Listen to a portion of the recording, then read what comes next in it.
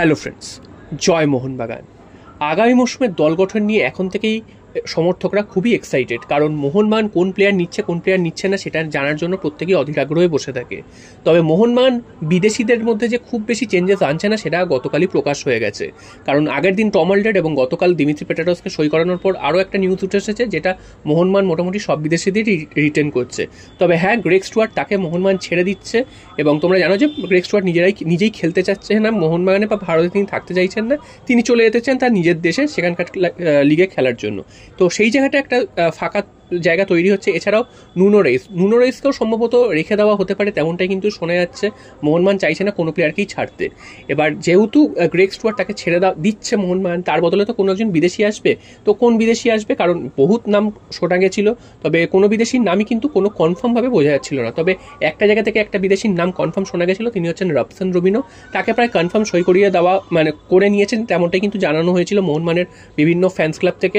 এছাড়াও কিছু পেপারের খবরের কাগজেও তার নাম কিন্তু বেরিয়ে এসেছিল। আবার কিন্তু নতুন করে সেই নামটা উঠে এসেছে, রবসন রবিনো মোহনবাগানে গ্রেগ স্টুয়ার্টের বদলে সই করছে। এবার প্রশ্ন হচ্ছে, গ্রেগ স্টুয়ার্টের বদলে যদি রবসন রবিনোকে মোহনবাগান সই করায় তাহলে কতটা লাভ হবে।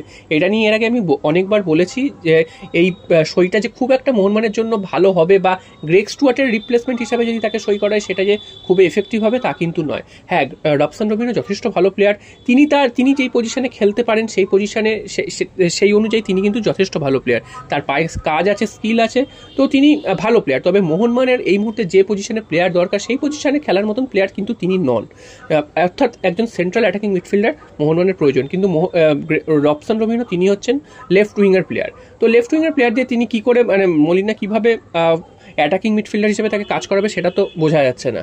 তবে মোহনবাগানে যদি অন্য কোনো প্ল্যান থাকে সেটা আলাদা ব্যাপার, কারণ 7 ফরেনারকে তারা নেবে কি নেবে না সেটা বোঝা যাচ্ছে না। তবে কালকের যে নিউজটা উঠে এসেছে সেখানে কিন্তু বিদেশি চেঞ্জেসের খুব একটা সম্ভাবনা নেই, তার নুনো রেইসকেও সেই অর্থে রেখে দেওয়া হতে পারে। তো নুনো রেইসকে দিয়েও তো সেই জায়গাটা পূরণ হবে না, তাহলে মোহনবাগান কী চিন্তাভাবনা করছে এই প্ল্যানিংটা কিন্তু বোঝা যাচ্ছে না। তবে রবসন রবিনোকে মোহনবাগান সই করাচ্ছে এটা কিন্তু প্রায় কনফার্মই হয়ে গেছে বলা যায়, এবং হয়তো অফিসিয়াল ঘোষণার অপেক্ষা রয়েছে, সেই অফিসিয়াল ঘোষণাটা কিন্তু আরও আসতে সময় লাগবে। তবে এই মুহূর্তে রবসন রবিনোই কিন্তু সবথেকে বেশি তার নামটা কিন্তু সবথেকে বেশি উঠে আসছে। আর এরপরে যদি শেষ পর্যন্ত যদি অন্য কিছু হয় তাহলে তো তোমরা জানতেই পারবে। তবে বিভিন্ন সূত্র মারফত এটাই কিন্তু জানাচ্ছে রবসন রবিনো তিনিই মোহনবাগানে আসছেন।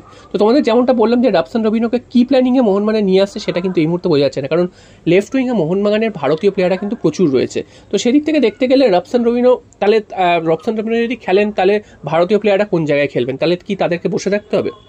এটা একটা বড় প্রশ্ন। আর এরপর চলে আসি ডিফেন্সের কথায়। ডিফেন্সার মেহতাব সিংকে মোহনবাগান নিতে পারে, এরকম নিউজ কিন্তু অনেকদিন আগেই উঠে এসেছিল। নতুন করে আবার উঠে আসছে যে মেহতাব সিংয়ের জন্য মোহনবাগান কিন্তু অল আউট ঝাপাচ্ছে এবং মুম্বাই সিটি এফসি একটা বড় ট্রান্সফার ফি দাবি করতে পারে।